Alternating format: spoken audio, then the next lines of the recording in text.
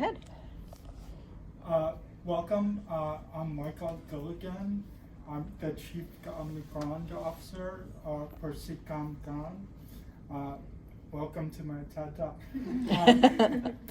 Thank you for joining me this afternoon. I wanted to work with you to discuss a concept that I've been noodling on that's called radical hospitality. The order of events is I'm going to explain what radical hospitality is, why it's important, and how to do it. And after I give a brief presentation, I'd like you to work with me on questions and thinking through the concept. And Michael, you can take your mask off if you want. Yeah. So, what is radical hospitality? It's simply practicing the golden rule. It's doing unto others as you would have them do unto you. This is critically important for interpersonal interaction, that people have a degree of comfort. The problem with most interpersonal dynamics with many conferences or meetings is that they're off-putting. So there's a negativity bias, and so what starts as a bad experience has repercussions, and so the idea behind radical hospitality is to change that dynamic and to create a positive environment. And the benefit for you professionally, for me professionally, is that with a positive environment, with a welcoming environment, the content of the meeting is better retained, so it has practical implications. I've explained what it is. Now I'm going to talk about how to do it. It is a little different in that I feel that for the effective practice of radical hospitality, it needs to be intentional, methodical, and transparent. And so I'm going to talk a little bit about how the methodical element, I got to go to my cart cheat sheet.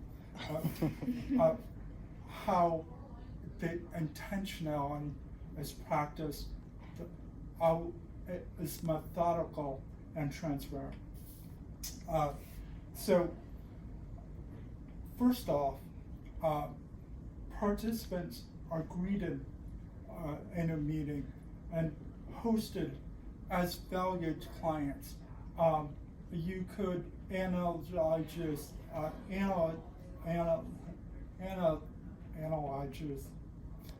You pick the word.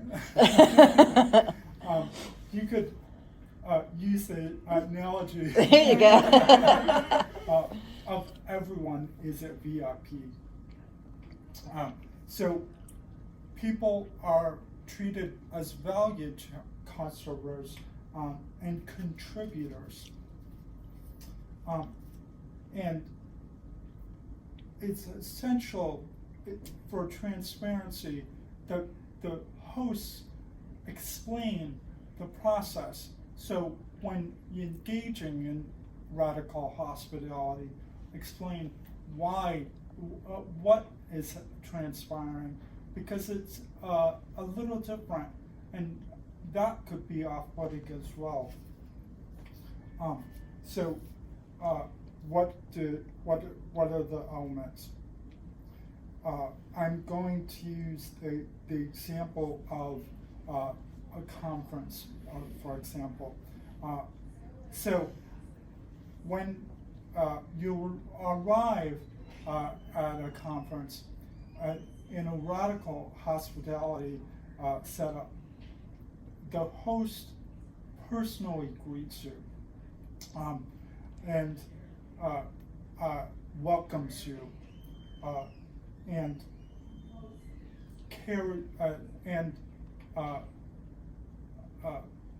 guides you through participation every step of the way. So you are not at sea, you're not alone, and so you are greeted, you get your materials, and your host continues to interact with you. And what we found as beneficial is for the host to introduce you to a small group of fellow participants and to have the discipline of sticking with those fellow participants. And the idea behind it is that you may not know anyone, but you may know many people at the conference, but you're responsible for your small group because you don't know if they know anyone. So even if you have comfort, you have a responsibility with the fellow participant to make them feel welcome. And so that's essentially the concept behind radical hospitality. So what questions do you have? I have a question. So before you ask your question, could you introduce yourself? Sure. My name's Candace Devlin, and I am a speech pathologist here at the hospital. Thank you. So, sure. My question is, does the size of the conference or the amount of people that are there, does that impact how you can do that sort of one-to-one radical hospitality? You'd think it would. Yeah.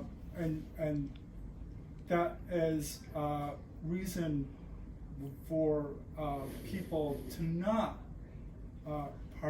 practice radical hospitality is to say we need too much staff interaction to do that. It's a very simple concept, and no matter the size of the conference, I think, this is my opinion, there are allies, and it's not a difficult conceit. Welcome people,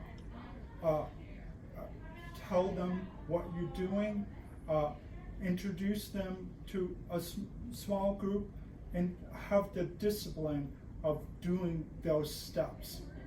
So you can have volunteers do it. You don't require it to be staffed per se.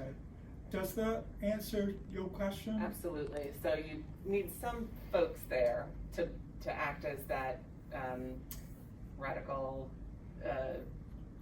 team member, but then they facilitate throughout the course of the conference. Yeah, that's great. Thank you. I love it.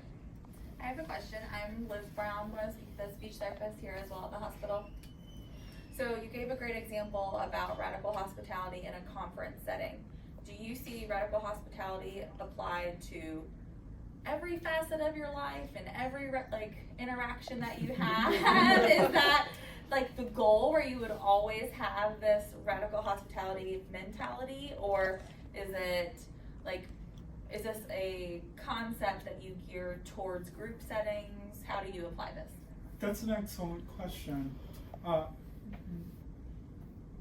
And like I said when I began, I've been noodling on the concept. And in my work, we've done Zoom meetings so have we all. And I feel like it's applicable. And we work with marginalized communities. We invest in organizations that support high poverty areas, and it's essential to build rapport and to have a welcoming environment, or people can be intimidated and disengaged. So I feel like it's a way of life. Hi, I'm Soumya. I'm one of the speech therapists here. I just had a question for you about what is your background? Not about this TED Talk, but in general, what do you do that makes you want to do these TED Talks? Well, how much time do you have?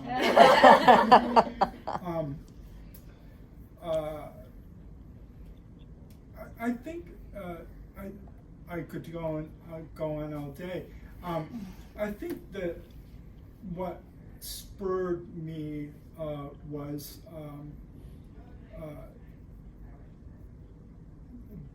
my interaction with a person who I have tremendous respect for.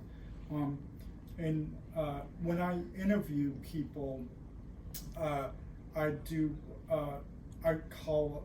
close interviews with what I call the Proust questionnaire question. And so I ask them, tell us about a person who has influenced you and why. And so here's my opportunity to answer the Proust question. It's this fellow Dave Fleischer. I've utmost respect for him. He's the director of the leadership lab at the Los Angeles LGBT Center. And in addition to his groundbreaking work on deep canvassing and persuasive communications, he's just decent. And so He is a good guy. I read his card on your wall, and he just is a really good guy. And was he the one that did the? Was he the one because you described up in Kalamazoo a time that happened that you had read? Was he the one that did that? yeah. And so I got emotional talking about it. It's so his influence has been a guide star, and so a more practical or an anecdote is about why I think that this work is important. Is in a previous job, I was in charge of the political campaign for the Common Core state standards, which some people have mixed feelings of. Yes, strong both ways. You're welcome. What I will say is I made a mistake. I followed the political textbook campaign strategy, and we, by and large, we were successful in our efforts. 45 states adopted the Common Core, which was an unprecedented public policy victory, and I defended their implementation, but that's a different story. So we won, but it was a Pyrrhic victory, because we didn't get buy-in from the essential stakeholders, teachers, parents, even administrators, and that's because we didn't listen to them. We were smarter than them. So that's the story. Thank you. I That's didn't what he mean to make does. you emotional. I'm sorry. Any other questions? I wonder if you could go through the anecdote of what happened to you in Kalamazoo, because I think it's a good example of radical hospitality and it'll bring it to life. Okay. So Dave Fleischer, I got to meet him, and we decided to collaborate, and so I got a lot of money from the Gates Foundation, and I used some of that money to sponsor Dave to conduct a deep canvas on racism. And it was experimental. We were working through the concepts of how to discuss racism with white people. As we all know, we have a long road. Anyway, we decided to do the deep canvassing training in Kalamazoo, Michigan, and the reason why is it was an area that had voted for Barack Obama in 2012 and switched to Donald Trump in 2016. So we thought that the demographics of the area would be interesting for the canvas. But what Marianne was talking about is my experience in attending the training. So I rented I'm from Durham, so I flew in, stayed in a hotel, and got a rental car. And the training was in a church basement. And so when I drove up to the church, one of Dave's staff greeted me at my car door and escorted me into the building, following these principles, and got me my materials and walked with me into the meeting room and introduced me to what they called my pod, which was for people. I knew many people at the conference.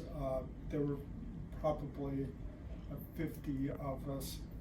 I didn't happen to know anybody in my pod of 4 people, and I was instructed to not mingle, to not leave my pod, to only interact and engage with members of the pod. And I thought that this was extremely unusual, but at the end of the 2 days, I had not only built rapport with my pod members, but because of the shared experience of everyone doing the same methodology, I got to know everyone. Mm-hmm. Great. No, I think that's great. I think one of the points that struck home the most when you explained it to me was that everybody's treated the same. Yeah. So if you happen to know the speaker and you go up and mingle with him, the other people aren't left out. And that's a good point, and that derives from the experience of Dave's team with working with LGBT community, because they're frequently marginalized people and not treated equally, and so it's deliberate to treat people the same. And I'd never thought about that at a conference level, and you're absolutely right. You go into a conference and the people who know the speaker, or you all work at the same place, and then there's somebody else who's left out. It's a different experience. You're absolutely right. This can also kind of move into the social setting too, you know, at a big wedding. If you don't know anybody, you feel so left out Right. and so lonely. Well, in terms of its applicability in life, what I try to do through my work is be mindful of the element of disengagement, and I'll share an uncomfortable anecdote. Well, they're the best. And you all have to go in just a minute, right? At 1 o'clock? I can. This could be your last anecdote. Go. It was at Big Duke. I'm oversharing. That's the bet. It's a Friday. When you're in the hospital. Well, it is a typical hospital experience, and I had to urinate, and I did the call button. No one came, and so I had an accident, and that's devastating to your self-esteem, especially when you're in treatment. And so it was not a nursing assistant. I'll make that. It was nurse who came, and she didn't acknowledge it. She didn't apologize, and that would have made a world of difference. And that's what I think about, and how you treat people. And I know that she had a million things to do, and that she was embarrassed, but making the gesture would have changed the dynamic. And you had trouble talking at that time. So you couldn't even, yeah. So the joke that Lizzie, my wife, I wanted to say that I was outraged, and it was a great motivator for me to be able to say, I'm outraged. And outrageous is one of the first words. Yep. Well, I do feel in a way that is basic hospitality and not Yeah. radical hospitality Yeah. in that situation. So Yeah. I apologize on behalf of everyone. Yes. That experience happened to you. Yeah. Yeah. Okay, well, we should close out. Any Thank you. Thank final you. questions? Thank you so Any much. last This was just questions? Wonderful. Yeah. I know. I'm so proud of you. I know. You've come such a long way, and you need to be so proud that you just basically talked for 20 minutes and made complete sense and very perfect. I mean, just did great. Congratulations. Thank you. Okay. Thank you. We all